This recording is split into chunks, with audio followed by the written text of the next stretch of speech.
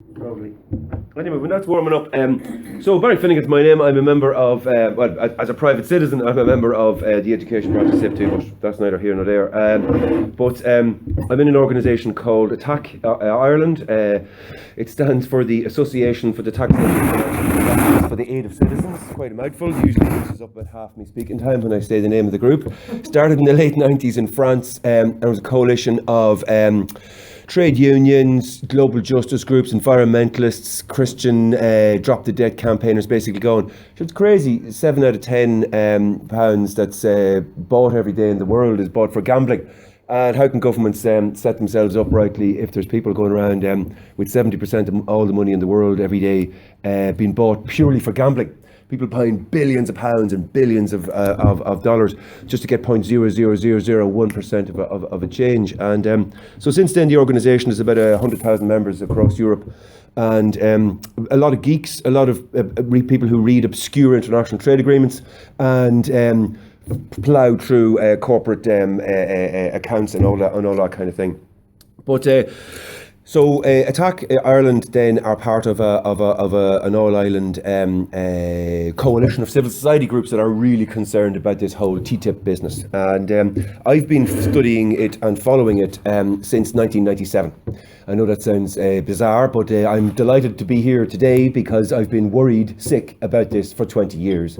I've tried to show people that changes to the Amsterdam Treaty in 97, the Nice Treaty in 2001, and the Lisbon Treaty in 2008 of the European Union specifically were designed primarily to allow the European Commission, or as I often refer to them as, the corporate lobby group, sometimes referred to as the European Commission, to allow them to get a deal like TTIP across the line without any legal need to have national parliaments ratify it, and even to get it in under the radar without the European Parliament approving it. So I've been trying to shout about this since 1997, and so in that context, I'm absolutely delighted to be here today. And so here we go, just to get a few wee slides going and save you looking at me all morning. Here we go. Suffice to say, I'm also a lecturer in the media faculty in Griffith College in Dublin. I teach Irish and European politics and sociology of the media, so I get a little bit of time now and again to research these issues, and you know, if I had more time, I'd write them up into proper academic papers. But the last 2 years, I've been so busy going around the country giving public talks that I haven't had the time. Just bear with me 1 minute now. We'll crack this up here.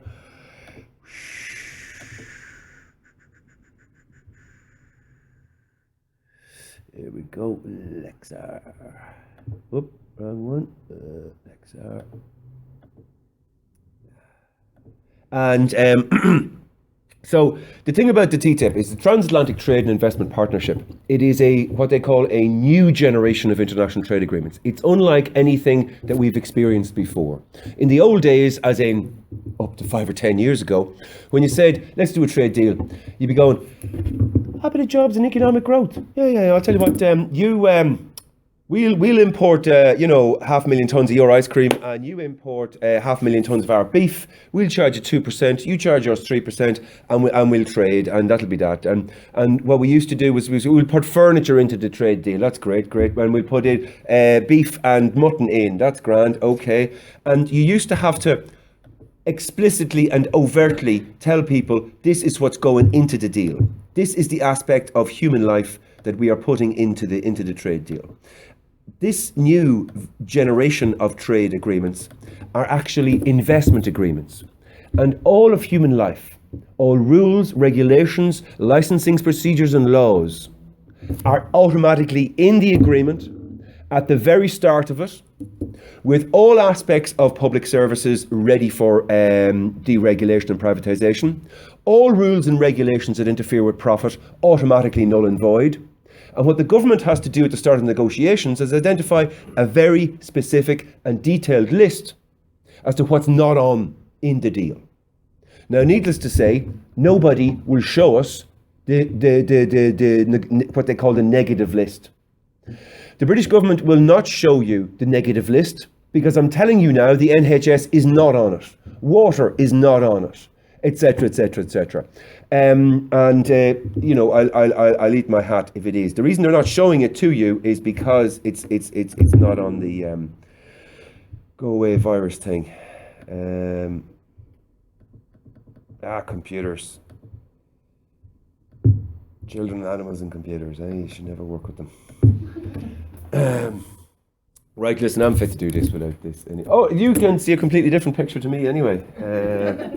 So there's no point really, is there? Okay, let's plough on.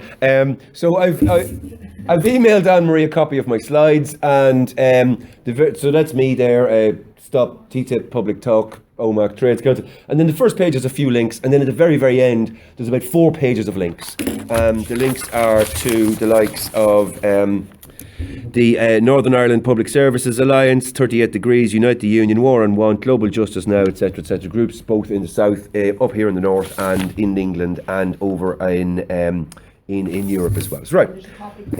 Exactly. So, listen.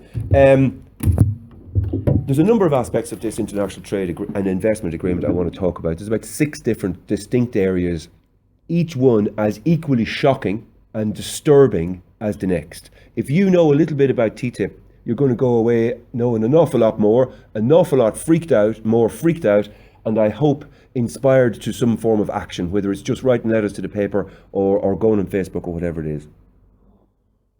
So the first aspect then is a thing called Investor State Dispute Settlement, ISDS. And what it is that it's a private arbitration where when a foreign company feels upset that a government law or regulation is interfering with their profit, they don't sue the government in the district court or the circuit court or the high court or the law lords or anything like that. They bypass the national courts, they bypass the European and American courts, and they go directly to a private arbitration where there's no judges, just 3 arbitrators. The only people in the world qualified to act as an arbitrator are people who work as lawyers for a small group of 10 or 15 international law firms that specialise in encouraging huge corporations to take these ISDS cases against governments. In these private arbitrations, only foreign companies can take cases. Only governments can pay compensation. Citizens are not allowed to use them. Small and medium-sized enterprises from your country are not allowed to use them. And what it does is it smashes the old idea of equality before the law. And what it does is it says there's a special private court, not for you or the other citizens, not for small and medium-sized businesses from your country, but for foreign corporations. So the first thing ISDS, Investor State Dispute Settlement, does is it creates the end of the liberal constitutional democratic framework which we've spent the last couple of 100 years working towards. Why is this happening? This is happening because so many of us can read and because we've got science. And science shows us these chemicals cause cancer. Human beings need 20 days a year holiday and 8 hours a day work. Human beings shouldn't work with those chemicals. People should be paid extra for overtime. The government has the right to ban fracking. The government has the right to ban certain chemicals. The government has the right to say this is organic food. The government has the right to say you must put a label on that product and say it contains genetically modified food. These are what they call unnecessarily restrictive barriers to trade. Overly burdensome barriers to trade. The minimum wage, workers' rights, free education, access to public health, properly labelled food. All of these things are non-tariff barriers. And to a dispassionate, cold, corporate multimillionaire's eye, it's very easy to understand. Because what business has the government got interfering in the business of a private business? Let me give you one example. You may have heard this business of the Lewis strike down in Dublin. We've got this light urban rail system down there. So it's owned by a crowd called Transdev. Half of Transdev is owned by a crowd called Veolia. Veolia are one of the biggest corporations in the world. They're ostensibly from France. They operate waste disposal services and light rail services in Egypt. You'll remember a few years ago we had the Arab Spring. 2.5 million people came out onto the streets at Tahrir Square to demand the overthrow of the Mubarak dictatorship and to have democracy. And you know as well as I do what history shows us is that when you get that many people on the street, it's never just about the gobshite dictator. It's always something else. And the big mover, over half them people were out in the streets, it was the trade union movement in Egypt. And what they wanted was a decent minimum wage that people could live on.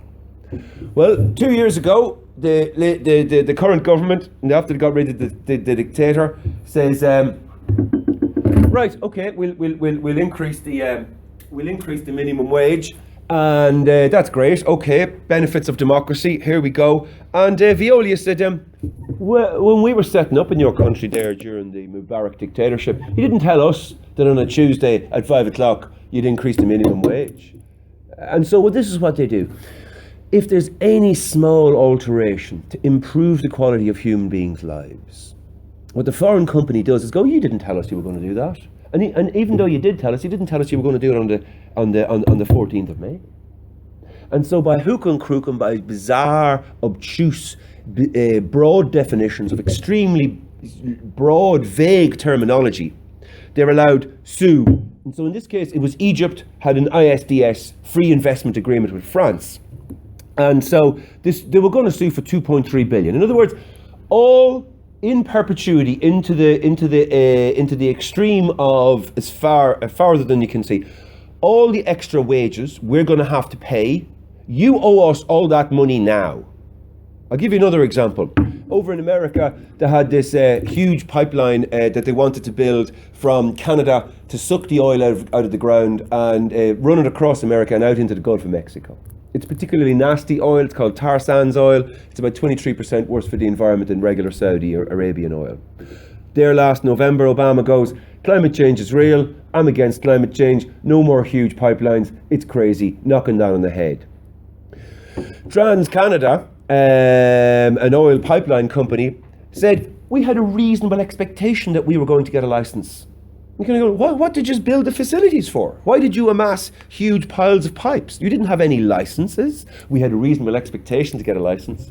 So they're suing the American government, not for 2.3 billion, but for $15,000 million. 15,000 million.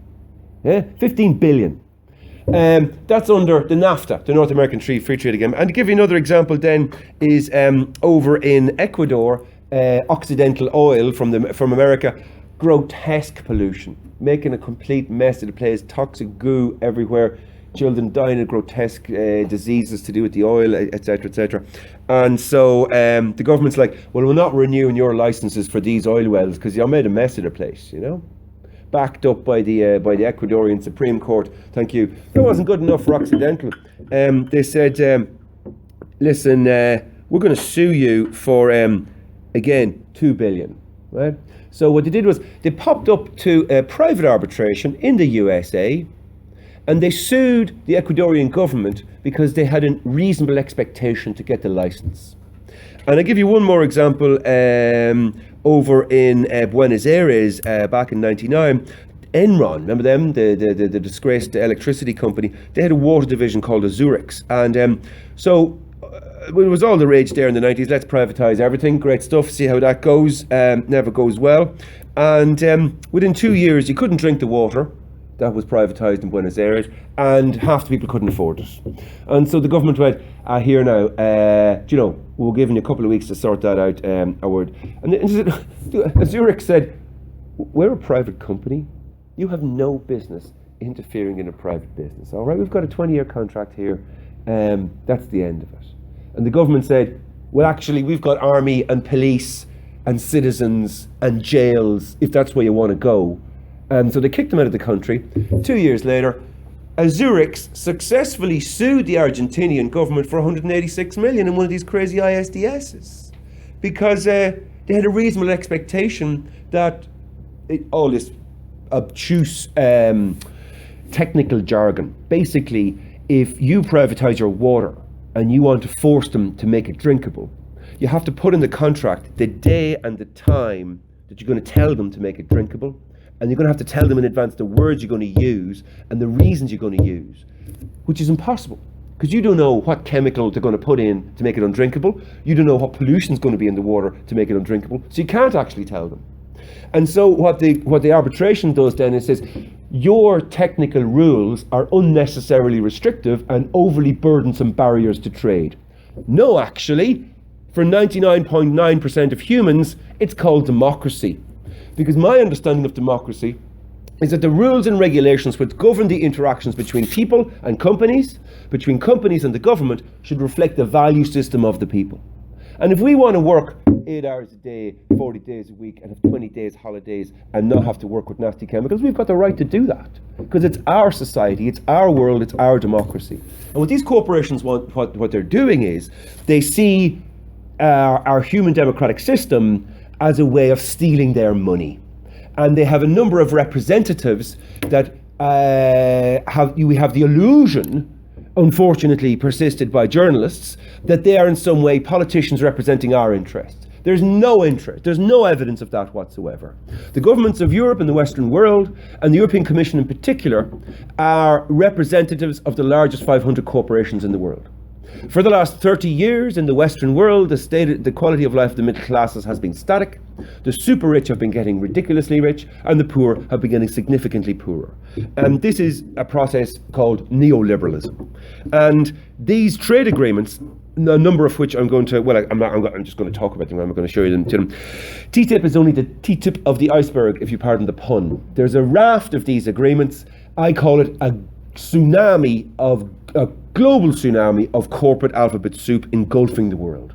So to finish up with this first section of the talk, investor-state dispute settlement, it destroys equality before the law because it elevates foreign companies above your legal rights.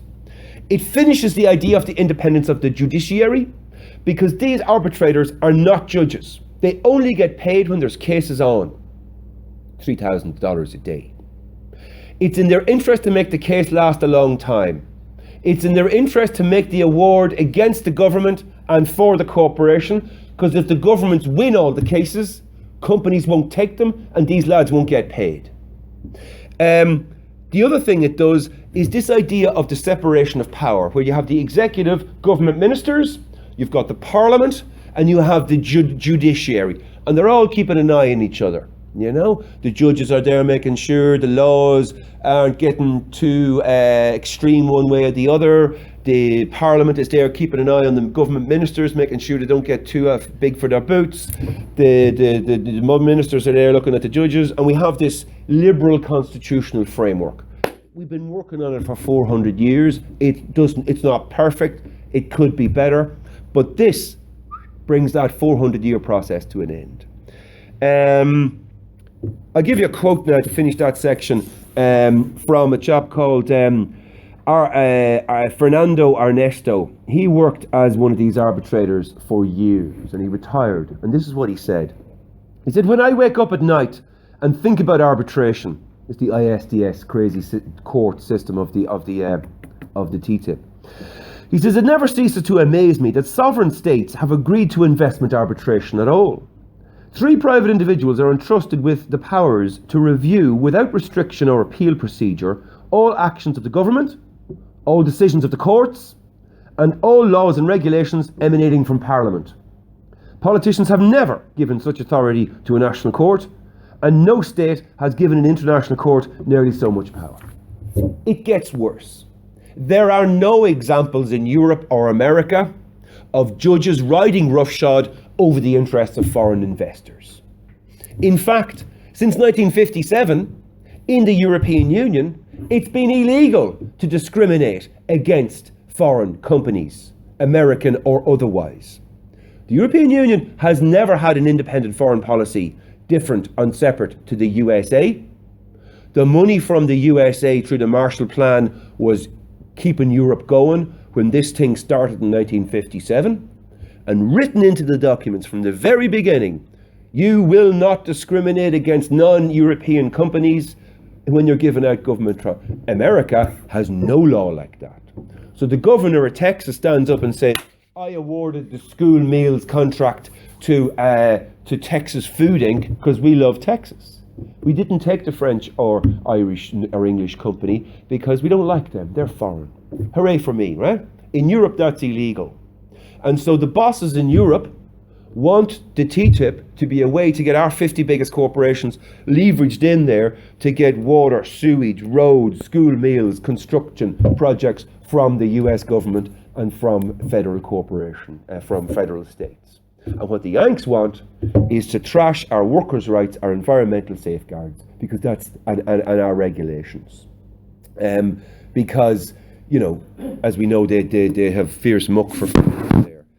And you see, this is not just some leftist ranting about this. You know, when I talk about this stuff, I'm talking from academic papers, from stuff written by judges, from small, medium-sized business employers federations in Austria and Germany, and no less institution than the Association of German Judges. Last, not known for their radical left-wing positions, right? You know, defenders of the stout form of capitalism that they have in Germany, no better men, and a few women, I'd say. But anyway, last February they came out and says, look, ISDS is illegal under EU law, it's unnecessary, and there's no evidence that it's required. So there you go. So what's going to happen? We've got between now and the end of September for a member state of the EU or the European Parliament to stand up to the plate and have the neck and the demonstration that we believe in democracy to go to the European Court of Justice and say, will you have a wee look at this? Is the ISDS legal under EU law or not?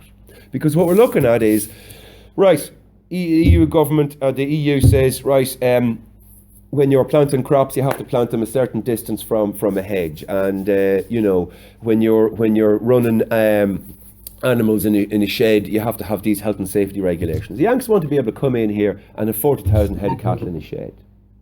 They want to have 100,000 chickens. Remember, in America, 85% of the beef is run by 3 companies. 66% of the chickens are run by 4 companies. You don't ever want to see what those industrial factory farms are like. Because you know what? You will wake up in the middle of the night with a nightmare. Food Inc., if you're feeling like you want to know what they want to bring to here, Food Inc. is a brilliant documentary about this. So after TTIP, if it comes in, they're coming here. I just said, I'm going to build a shed here with 40,000 head of cattle. You can't stop me. Well, actually, sir, you know, the European Court of Justice has said that the EU directive on farming quality, and you're like, I don't give a damn about EU directives. I don't care about EU law. I'm a foreign corporation from America, and I want 40,000 head of cattle, and you're going to give me planning permission because your rules and regulations are unnecessarily restrictive and overly burdensome barriers to trade, and if you don't allow me to do it, I'm going to sue you for all future unearned profit in a private arbitration. How do you like that? Now, the deal is that win, lose or draw, everybody pays their own costs. The average cost of an ISDS case is 7.1 million. That's for the government when they win. They pay 7.1 million average in legal fees. And so the German judge, and so when you're talking to politicians, you say, show me the evidence of European and American judges riding over the interests of foreign investors to show that we need this. Now, if we have no evidence that we need this crazy private court to defend the interests of foreign investors, why are we doing it? Why are we doing it? Well, your natural suspicion and skepticism is kicking in here because they got a lot of shady, shyster stuff coming down the line. Of course, then you got lots of other examples. The people of Germany want to get rid of nuclear power. The government is shutting down the nuclear power plants. And instead of taking the compensation for lost assets that the government is offering, instead of suing the German government for lost assets in their nuclear industry, Vattenfall is bypassing the German courts. Because what they want to do is they want to use an ISDS that Germany signed with Sweden years ago to get the value of all their buildings and assets and nuclear power plants and whatnot, plus future unearned profit. See, there's no German judge will ever give this crowd. They give them compensation for the factories they're losing, fair enough. Man borrows money, sets up business, government closes it down, pay the man his money back. You don't want to see people out of pocket. Give them 2 or 3% on top of it, fine. But what they want It's what every corporation in ISDS wants, which is future unearned profit. It's a crazy idea. Crazy idea. We could never have banned asbestos. Imagine, 30 years ago, oh jeez, asbestos causes all kinds of diseases. Here, lads, geez, I'm only have to spend 100 million in this asbestos factory. Look, we're going to pay for all the money you're out of pocket. There you go. If we had to pay back all the people who set up asbestos factories for all their future unearned profit, we'd never have been able to ban asbestos. And that's where they want to go. That's where they want to go with this.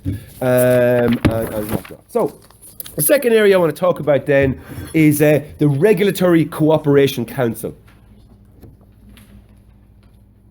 Now, according to, again, not well-known left-wing group, in fact, consumer group, the head of the European Consumer Group, Beuk is the name of the group, he says it's a surreal institutionalization of lobbying. And so the idea is that after TTIP happens, you have this Regulatory Cooperation Council that consists of representatives of the unelected European Commission and civil servants from the American Department of Trade.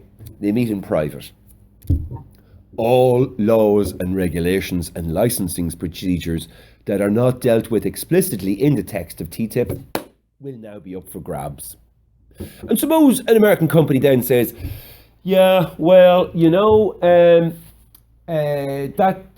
way that people have to wear a mask if they work with chlorine in a confined environment, yeah, we don't do that in America, so we'd like to review that law 6 months later. You haven't reviewed it. We're now going to sue you because you haven't reviewed it. And what you need to do is you need to show us that there's no other way for you to regulate that part of human life. And if you can't do that, we're going to sue you for all the money we lose because of your health and safety regulations. And so if you look, this isn't a conspiracy. This is very open. The people who lobby for the banks, for the chemical corporations, for the GMOs, for the beef industry, for the car industry, the lobby groups, their websites are full of this stuff. Lots and lots of workers' rights and environmental regulations in Europe, they want to see them go. So what happens here is that stakeholders are invited. So stakeholders are Goldman Sachs, Monsanto, and huge corporations, not you and me. And we know this because we discovered, Friends of the Earth did a Freedom of Information request to the European Commission and discovered everyone they'd met for 2 years but to talk about TTIP, and 97% of meetings were with corporations or corporate lobby groups representing the 200 largest corporations in the world. Yeah, that's who this is for.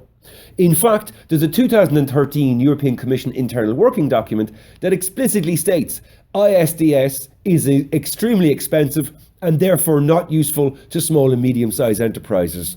It then goes on to say that it contravenes EU law and that it usurps the rights of the European Court of Justice and could overrule the judgments of the European Court of Justice. The European Commission knows that this is illegal. And the only way it's going to stop is by citizens getting out onto the street week after week, month after month, week after week. We've got about 4 months left until they do one of these TTIP trade deals with Canada, which I'll talk about towards the end. So the Regulatory Cooperation Council is to make the TTIP a living document that drives into the future, removing all barriers to trade. Now, you used to think barriers to trade was when someone slaps 20% tax on steel imports. No. All of the protection of human life, all public services, all of these things are barriers to trade. Anything that in any way can get rid or reduce a profit. I'll tell you what the European Commission think of public consultation. They put out a public consultation going, hello Europeans, what do you think of this crazy private corporate court we're thinking of putting into the TTIP, the ISDS, the Investor State Dispute Settlement? Well, 160,000 people responded over the course of 6 months. It was by far the biggest public consultation they've ever had. Again, 97% of people went, it's not that I object to that form of ISDS. ISDS is crazy, get rid of it, we want democracy. So the European Commission said, thank you very much, that was a wonderful public consultation. We're overwhelmed with so many responses. It's going to take us a year to read them all. And then they read them all and went, right. So 97% of you have rejected out of hand any type of ISDS. We hear you and we understand you. So what we're doing is we're improving ISDS and now we're going to call it ICS. No, that's exactly the same. Well, it's got a new name, and just shut up there, please, because this is us listening to you in a multi-stakeholder public consultation, and this is us showing you how interested we are in your opinion. But it's ISDS. Oh, no, it's not. It's ICS. And this is the reformed ISDS that the German judges are giving out about, is specifically the thing that they're going, this is crazy. The German judges even said that the only people qualified to act as arbitrators are employees of law firms, so that one week they're acting for Shell, suing the Canadian government for banning fracking, and the next week they're acting for Shell, they're working for the Canadian government, defending themselves against Shell, and then next week they could be working for Shell, suing the Irish government for banning fracking. So the idea of conflict of interest, and the European Commission, don't worry about the conflict of interest. We're going to hire a permanent president of this crazy private court, and he'll decide. Really, one guy. Okay, I don't trust you.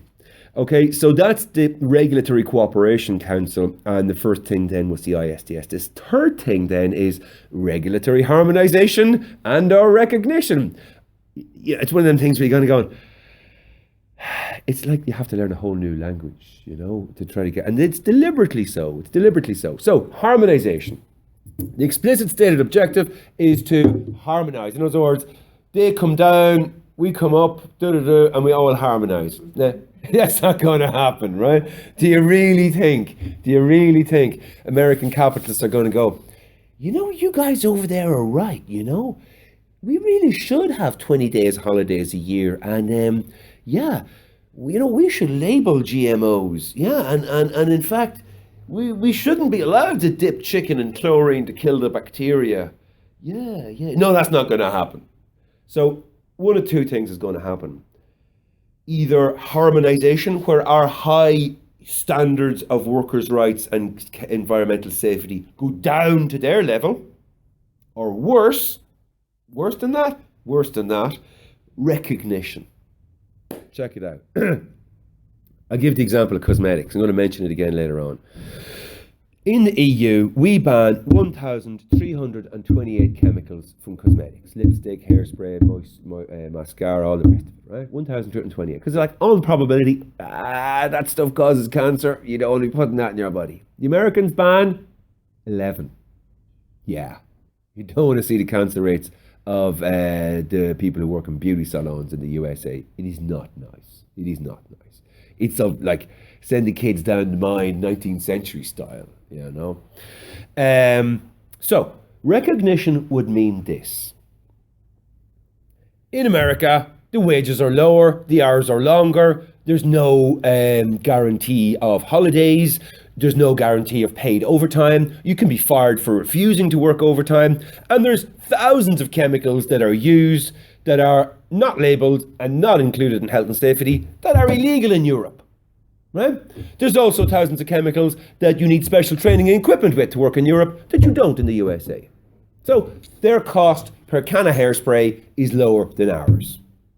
So so they have this thing, double bureaucratic nightmare. You make something in America, it's good for Americans, and you send it to Europe, and they have to test it again. That's just bureaucracy. And you're going, bloody right, we're going to test it. That's why we call it a democracy. So they want to get rid of. So it's good for sale in the USA. It's good for sale in America. So their dodgy hairspray with the chemical causing cancer, low unit cost, low wages, bad health and safety hairspray comes onto our shelf, way cheaper than we can produce it. What do our capitalists do? Close down the hairspray factories, move over across the Atlantic where wages, pay and conditions are lower, and where inputs are lower because you can use nasty chemicals, and EU unlabelled nasty chemical EU company hairspray, dirty American hairspray, bang, there you go. So not only will we get cancer, we're going to lose our jobs as well. And this is what happened 20 years ago with the NAFTA, the North American Free Trade Agreement. Canada, USA and Mexico. The same environmentalists and the same trade unionists that were there 20 years ago going, don't do it. The North American Free Trade Agreement is going to lose America 1 million jobs and wipe out 30% of our farmers. Guess what? It's lost America 1 million jobs and wiped out 30% of their farmers.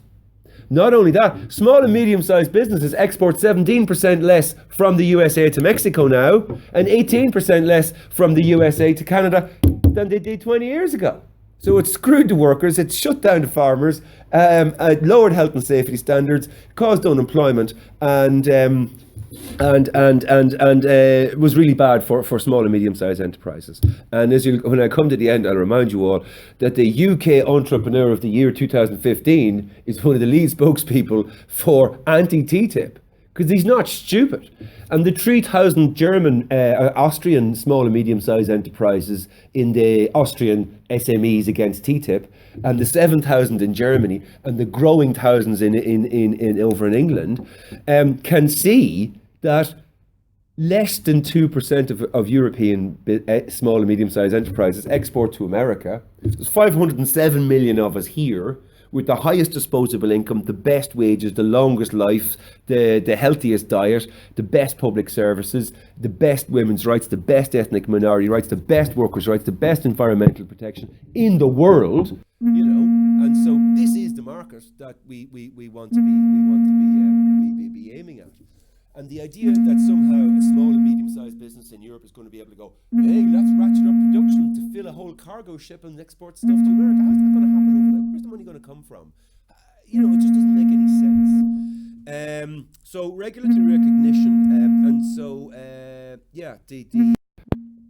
it would be a disaster. It would be a disaster. Farming is going to get wiped out here. And so what happened in America 20 years ago with the NAFTA, the North American Free Trade Agreement, is you're producing chickens or whatever. Why would you keep producing chickens in Texas or Mississippi when you can just go across the Mexican border, pay the people half nothing, use whatever chemicals you like. Hey, it's good for sale in Mexico, it's good for sale in the USA, and that's what happened. And the only people who could survive in farming in America are these mega corporations. So, you know, the farms aren't owned by the humans anymore. The farms are owned by these amoral, immortal entities called corporations. And farmers end up working as servants on their own farms that they used to own before they were bought out by the corporations. Okay, so that's harmonization and recognition. It's going to get worse if anyone wants to run for the door.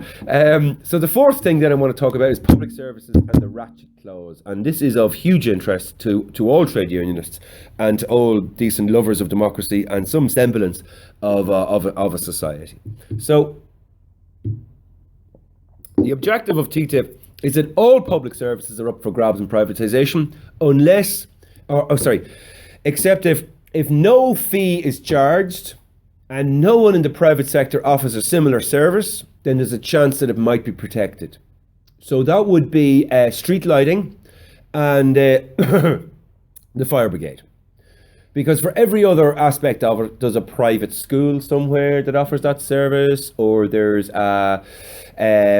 you could even say you can buy bottled water in a shop. I can go to a private hospital. I can go to a private school. I can etc., right? And so if you read the 12-page mandate given by the 28 ministers for trade of the EU member states it explicitly says the abolition of government monopolies. The progressive abolition of government monopolies. So everything you've heard about the NHS being forcibly privatised irreversibly is true. That's why people are upset about it, because it's true. If you hear a politician saying, don't worry about it, what you say to them is, show me the negative list. Show me the page of the draft TTIP document where it says social services and health services operated by the state are outside the scope of this agreement, including outside the scope of the ISDS. Unless those two sentences are in the deal, the NHS is for the chop. The schools are for the chop. Everything's for the chop. Because if you're a corporation looking at ways to improve growth, you're looking at it going like, geez, there's hundreds and hundreds of millions of money being spent by governments all over the world on health and education and services of all types. Geez, if we could get our hands on that money, that would be made up. And that's what they want. That's one. Like the idea of the adults getting together to organise an aspect of human life, like schools or roads or bridges or telecommunications or health, is obscene to these people. So this new generation of trade agreements means that the public service is automatically in the deal and it's illegal not to privatise it. So for example, down south, Veolia will sue the Irish government if we do not sell them the water. They have an established presence in the country. They are providing water services to businesses in the west of Ireland. They are operating the Lewis in Dublin. They have a reasonable expectation that they will be sold the water system in Ireland, and if they're not, they will sue the Irish government for all future unearned profit for something that they never even owned. And that has happened all over the world, and it's what's going to happen down south, and it's going to have what's happened is what happened here. And this is why you have this bizarre coalition of anarchists and communists and Trotskyists and socialists and business people and entrepreneurs of the year and judges and businesses and all sorts of people. And what we share in common, while we may be coming from a pro-free market capitalist perspective or from a left perspective, it's a love of democracy and it's a love of the right to go, no, the only way to have a free market is for the state to heavily regulate rules and regulations and smash cartels and smash monopolies and protect the workers in their place of work. Now the ratchet clause, you can imagine a ratchet, you tighten it and then it doesn't loosen. You tighten it and it doesn't loosen. And that's what this ratchet thing is all about. The ratchet clause means that once you've privatised or deregulated a public service, you can never go back. And if you go back and renationalise and say, listen, you've made a dog's dinner of that, here's a compensation, we're bringing it back into public hands, they sue you, not only for that money, but all future unearned profit as well. Okay, moving on then to the next section, 5, which is food and chemicals and the precautionary principle. In the USA, you walk into the shop, ooh, that looks nice, and it's whatever, gherkins or it's bread or milk or whatever it is. You don't know this genetically modified. You know what I mean? And like I love science. Science is great. Science will save the world. I'm not against genetically modified food. What I'm against is making a seed that won't grow unless a branded, patented, particular herbicide and pesticide are put on it. So what Monsanto does is they make the GMO seed. It won't grow into a wheat plant unless you spray the Monsanto herbicide and Monsanto pesticide on it. Then it can grow into a wheat plant, and then you can't collect the seeds. So in other words, I'm against GMOs because they're anti-environmentalist. They're bad for the fertility of the soil. They won't grow unless a particularly intellectual property owned pesticide is poured on it. And then the farmer's not allowed to collect the seed. And if the seed goes by the birds and the bees and the wind across and lands in your field, and a few GMO wheat crops do grow in your field, they can enter your land. Trespass law doesn't apply. And they sue you for stealing their intellectual property, and they sue you for such an astronomical amount of money. The only way you can pay it off is to sell the farm. And because your land is contaminated with GMO food, and because you're involved in a protracted intellectual property case, the bank won't lend you money. So the only one that will lend you the money, or the bank won't sort of bail you out, and people won't buy your farm because it's contaminated. The only people who'll buy your farm are the GMO company who contaminated it in the first place. And this is what's happening all over the world. There's one small part of the planet where people live longer than anywhere else, where women have more rights than anybody else, where the environment is protected more than anybody else, where workers are protected more than anywhere else. One small corner of the world where GMOs still are not the majority of food, and that's the European Union. And they're coming for us. Monsanto, Cargill, Unilever, Pfizer, and all these corporations want to get in here and smash the great democratic gains that we've built here since over the last couple of 100 years. Now, one last thing on that one then is this idea of the precautionary principle. Did anyone come across that idea? Precautionary principle? So, the reason we've got 1,328 chemicals banned from cosmetics is because, on balance, most scientists think that, crazy, unpronounceable chemical, that's nasty. That's nasty. Yeah, listen. There's a very small chance it doesn't cause cancer, but geez, we really, really think it does. That's called the precautionary principle, and it works really well for us. In the USA, they have what I call the show me the body count method. They like to call it the scientific method. It's actually the pseudoscientific method. So the government scientists go, whoa, that's a nasty chemical. No, it's banned. The government has to prove to the judge that the chemical is harmful to humans. And if the corporation can find one scientist to go, it doesn't definitely cause cancer, away you go there, lads. Now, when the government get a body count to show all the people who died from that, bring them on in here and we'll go for banning it. So that's why they've got 11 banned out of cosmetics and we've got 1,328. Scary business. So, I don't know if you've heard about the colony collapse disorder. 80% of food that humans eat is pollinated by bees, right? 80% of the bees in the USA are dead. We can't pollinate our food. The only way we're going to grow food is by paying ridiculous amounts of money for it with chemical corporations like Monsanto making the seeds in factories. Which would be very handy for them. The reason the bees are dying is because of a new chemical called neonicotinoids. 2.5 years ago, the European Union put a ban on it, and the bees are back with bells on. Yeah, no problem. France banned it 5 years ago, the bees are back, no problem. This is what CropLife America says about our precautionary principle. He says, CropLife America, they lobby for Monsanto and all these chemical corporations. They say, abuse of the precautionary principle by the EU. They say, abuse, yeah? They say, a categorization of chemicals as endocrine disruptors currently taking place is highly problematic and it runs counter to the science-based risk assessment approach used by the US Environmental Protection Agency. The US Environmental Protection Agency for 5 years, the ex-head of science of Monsanto went in and spent 5 years as head of the Environmental Protection Agency and then goes back in on a bigger, fatter job in Monsanto. And this is what we call regulatory capture. And the revolving door of Washington and Brussels. Well, you spend 30 or 40 years working as a lobbyist in an industry, and then you get to be the head of the entity regulating that industry. Banking, health and safety, GMOs, it goes on. And it's the corporate capture of our democracy. And in fairness to them, why wouldn't they? Do you know? Because most people don't want to go to meetings on a Saturday morning. Most people don't want to be going out the door on a wet Wednesday night when there's a nice match starting on the telly. Where are you going? Oh, I'm going down to town to a meeting.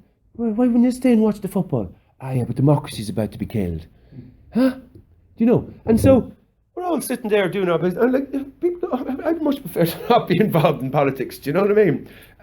But it's like a newborn baby lying in a field. Like, someone has to feed it. It's going to die otherwise. So we've spent decades, most people in Europe not involved in politics. And these corporations have been going along, getting more and more power. And now we're at the edge where they're basically going to roll back all the democratic gains we've struggled for hundreds of years. Neonicotinoids, yeah. Okay, the second last thing then I wanted to say is economic growth. There's no economic growth in this. The European Commission 3 years ago hired this crowd called CEPR, the Centre for Economic Policy Research. Wonderful research, private company in London, well known internationally for their excellent number crunching. One of their speciality is show us what you want to do and we'll work out more steel, more cars, beef, chemicals, We'll work out how much more of that stuff's going to go there and that stuff's going to go there, and we can crunch the numbers and working out the net benefit gains or otherwise of an international free trade agreement.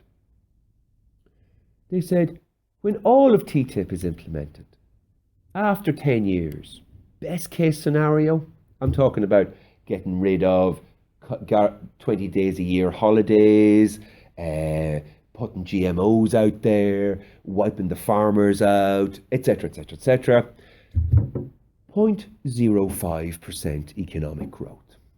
That's not 1, it's not 0.1, it's 0.05. That's 1 over 20. That's 1/20th of 1%. So the boys handed this report to the European Commission. You know what the European Commission did? They wrote the executive summary of this report and said, over 10 years, there will be 0.5% economic growth. So they got the annual economic growth of 0.05, multiplied it by 10 to represent 10 years, and they went, 0.5% economic growth. Right? So now you get journalists and politicians going, oh yes, well, I mean, the great thing about TTIP is that, these dark days when there's not much growth, at least there's 0.5% growth in it. No! There's not even 0.5% growth. There's 10 times less than 0.5%. It's not 1/10, it's 1/20th. You kind of go, wow, that is some serious mind-numbing propaganda. Like, there's a few of them, the intellectually duller ones are still saying, jobs and growth, jobs. No. This study says, best case scenario, 600,000 job losses. And the other thing they say, but there'll be what you gain in one sector, what you lose in one sector, you gain in another. They use this thing called computable general equilibrium, CGE, right? It's difficult to say it. Let's not say it again. CGE, okay? And there's loads of jokes about economists. And if you haven't studied economics, there's not much point in telling, but I'll give you the general gist of it. There's lots of jokes where there's an engineer, an architect, and an economist, stuck on a desert island, and they need various tools and equipment that they don't have. And the engineer and at the end of the joke, the economist always goes, let's assume we have a ladder. Let's assume we have a can opener. And, people fall around in their geeky joke. But it's only funny because it's true. And what these guys do is, let's assume, all right, so what assumptions does the economic modelling of these serious adults have? It's actually quite difficult to say this with a straight face. It assumes at the start of the number crunching, so politician, you're in favour of the TTIP, yeah? Economic growth, yeah? Loads of that. How'd you work that out? This is how we worked it out. We start with the assumption of 100% employment. Everybody has a job. And then we assume perfect mobility. So the beef farmer in Tyrone that gets wiped out because of massive unlabeled GMO bovine growth hormone injected muck labelled as beef that doesn't say anything about what country it's from or it's got GMOs is selling for 1/5 of the price of his beef. What does he do? Well, according to our model, George went to work in the fashion industry in Milan, and Michael now has a job overseeing the production schedule in the Mercedes factory outside Hanover. What? Oh yes, because you see, in this model, we assume that you lose your job in one sector overnight with no cost of training, no need to learn a new language, move your kids out of school. You can appear the next day on an assembly line in Germany, in a car plant, or maybe in the fashion industry in Milan, if that's what you fancy.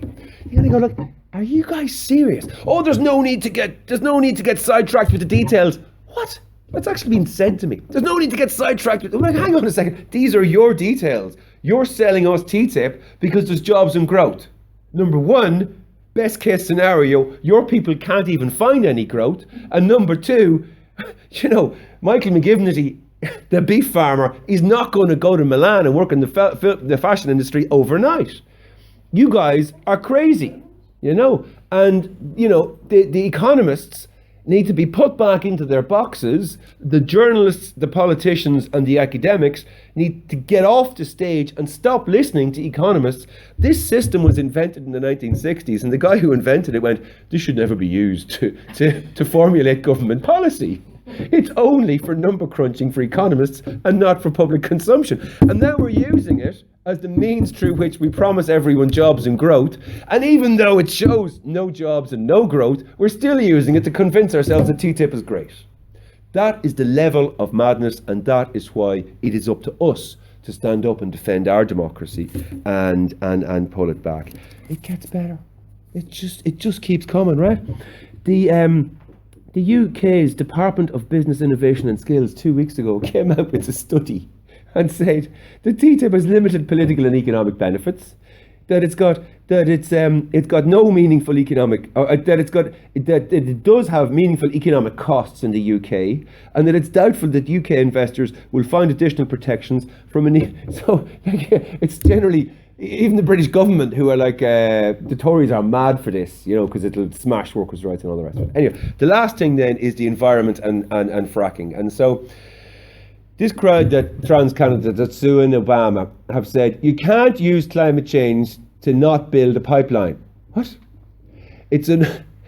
The only reason Obama's saying climate change is the reason I'm not letting you build the pipeline is for political gain. Yeah, that's because it's a democracy. We don't want climate change. He's a politician. He stops climate change. We vote for him. That's how it works. No. That's a non-trade issue, and it's a regulatory barrier to us making money. And so whatever hope we have of banning fracking, forcing wind power, bringing in eco cars, like all of that is never, ever going to happen if this stuff comes in. And then lastly, it's bad for us, but it's going to be even worse for the poor countries in like Africa and these places, because the United Nations Sustainable Development Goals are all about allowing poor countries to implement measures like we had in the 50s and 60s to help local industry, to protect the environment. And so we now know from a Freedom of Information request, the European Commission met Exxon, George Bush's crew, 2.5 years ago, and the minutes of the meeting say this. You don't need to go down the road of conspiracy with any of this. Just go with on-the-record documents. That's all you have to do. The European Commission said to Exxon, I see that over the last 10 years, you've had an unprecedented load of hassle with poor countries around the world going, you can't drill there, you can't frack there, that'll destroy the environment, and pay your tax. Well, don't worry, we're creating a gold standard trade agreement.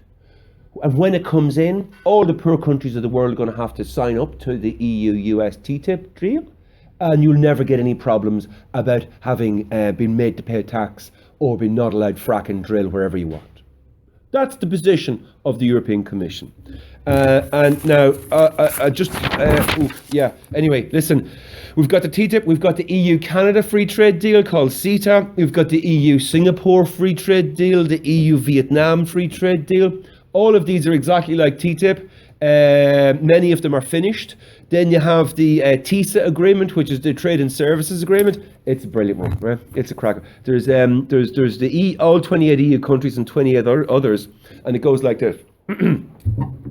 Are you a global entrepreneur, tired of having your entrepreneurial zeal oppressed by big government red tape? Well, fear not. TISA's on the way, so you can work for a subcontractor of a subcontractor in the local hospital with no workers' rights. No longer will you be guaranteed payment by the month. No longer will you be guaranteed overtime for extra money for overtime. You won't be able to reject overtime, and you can be fired and hired on the spot.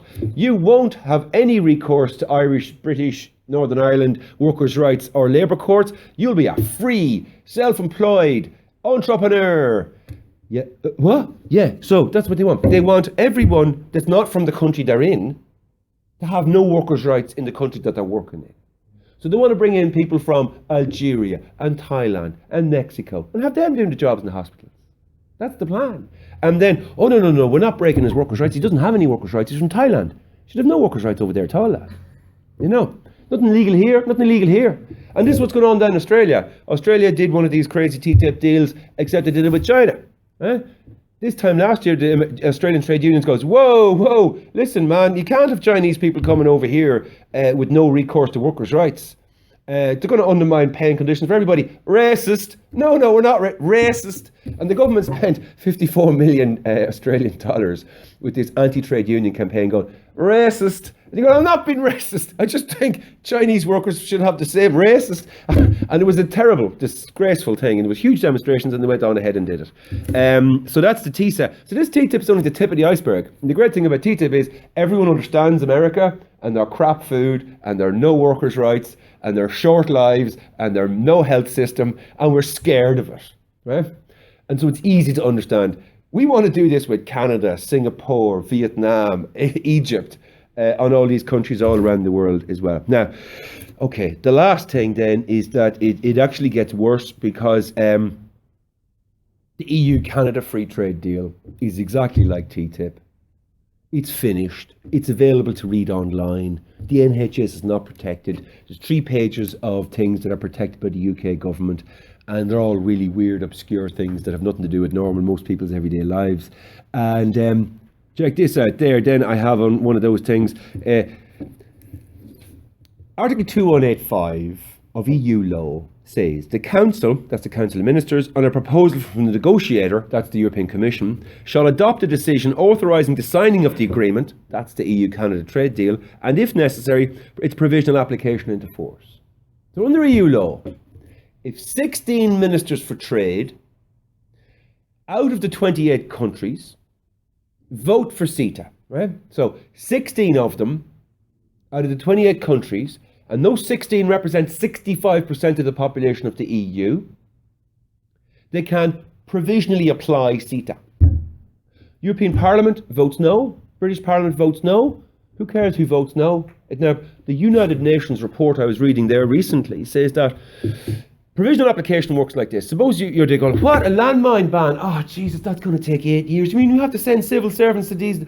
The Goon provisional application. Okay, we'll go. And what it does is that if you know that the other countries, the minute they sign the final text, that it automatically fully applies in international law, you're more likely to pay attention and more likely to send people out to the negotiations over the years that it takes to get the thing set up. So what the corporate lobby group, often referred to as the European Commission, wants to do, and what I've been shouting about for 20 years, is that they want to be able to put in this case, the CETA, the EU-Canada trade deal, with the crazy private corporate court, they want to put it into law, even if the European Parliament votes no. Now, that's called provisional application. So what we'll have is a raft of cases with US corporations with an office in Canada suing us for having all kinds of health and safety and rules and regulations, etc., etc. So suppose there's a tumult, and the Council of Ministers goes, well, 1 million people in the streets in every capital city every Friday for the last 3 months. Looks like we're going to have to pull out of this, boys. Okay, dear Canada, we are withdrawing provisional application. A few days later, Canada goes, we accept your withdrawal of provisional application. From that day, ISDS cases can be taken for 3 years. So, in a wholly anti-democratic way, 16 Ministers for Trade, representing 28 EU countries, out of 28 countries, representing 65% of the public, can ignore all the parliaments of Europe and adopt these. And this is one of the fundamental reasons why. You know what I mean? I don't want to go into Brexit, but like the EU is unreformable. You can't reform it. So it gets even better. One last nail in the coffin to get back to TTIP. The European Commission eventually published Icarus, is another corporation that does these private studies on behalf of huge corporations and the likes of the European Commission. They'd be like that crowd I mentioned earlier, CEPR, CEPR. So this crowd, right? Thank you, European Commission. They did a sustainability impact assessment on the TTIP, and it's their draft interim technical report and went online 2 days ago. These people were paid handsomely by the European Commission to do this research. And the European Commission asked them to do it because they want legitimate, pro-business, outside advisors telling them how great TTIP. This is the summary. TTIP will increase the levels of diet-related diseases such as obesity and diabetes because you won't be able to label food. It jeopardizes attempts to curb the negative effects of alcohol and tobacco consumption because you won't be able to write please drink safely and have plain packaging tobacco. It lowers the cost of US imports and will lead to increased levels of cancer and stroke because they eat muck over there and they want to put unlabelled muck in our mouths as well. It risks undermining the human right to health in Europe because all public services will be privatised. Its worst consequences will be reserved for the poorest and most vulnerable in society, of course, who won't be able to afford health care. In direct conflict with the UN Sustainability Development Goals and will crush the hopes, dreams and aspirations of poor countries around the world. There will be a loss of at least 1 million jobs across America and the European Union. More than 2 million jobs will be lost if the ambitious version of TTIP is implemented. The impact of these job losses will of course be highest among the low-skilled workers. Meat production will face most job losses because, as we said, in America, 4 countries control 85% of all the beef. How do you compete with that? With farms, with 1,000 hectare size farms. They also say that it'll be unfair competition from industrial scale US agriculture to drive European farmers out of their business. Countries such as Ireland have been warned by the European Commission to expect severe shocks to the beef industry. Not only that, it's the end of any hope of regulating climate change because there's an extra 21 million tonnes minimum of CO2 emissions in the US and Canada. And then it increases air pollution with all those noxious. And that's a crowd of people that are professional researchers in a private company that were paid to do this research on the impact of TTIP by the European Commission. That's just out 2 days ago. You don't hear the BBC going on about that. And you know what I mean? This is what's... And so, you know, it sort of shows up how useless to contemporary life, how worse than useless modern media is. And there's a series of inefficiencies in modern media, where the journalists are so few and so hardworking that they don't have time to do these investigations into stories like this, and they can only cover stories that the government issues press releases over. So we need to write letters to the paper, we need to ring our local radio station, and we need to say, we want you to talk about TTIP, and we want you... Prime Time, the lead journalism programme on television down south on RTE, for the first time had a TTIP item 2 nights ago. They couldn't get Fine Gael to come out. Fine Gael have refused to discuss this in public. They had to wheel out a retired leader, Alan Dukes, who hasn't been the leader of Fine Gael since sometime in the 1980s. And they had to wheel out some lad that no one's ever heard of, European Commission spokesperson, dull as ditchwater bureaucrat. So that's the heroes of TTIP. These people are running scared. This needs to be, what's happening is the Dracula strategy. You lift the lid of the coffin and the pure light of day makes it wither and die. It doesn't matter whether you're a capitalist or a socialist. If you believe in democracy and you believe in the free market, you can't be in favour of TTIP. This must end. Stop this madness. Anyway, there's loads of slides about nice people going out protesting and all the rest of it. 3.5 million people in Europe have signed an online petition against the TTIP. Only 18% of Germans are in favour of it. Only 17% of Americans are in favour of it. The UK Entrepreneur of the Year is against it. And in your notes there, you have a whole list of groups in Northern Ireland, down south, and over in Europe that are all against it. Loads of research. And so to summarise, read, talk, meet, campaign, protest, hassle, write, build. Read, talk, meet, campaign, protest, hassle, and write and build. That's how we're going to stop this. Reclaim democracy, stop TTIP, stop CETA, stop TISA. Thank you very much. As usual, slightly longer than planned. Thank Barry very much.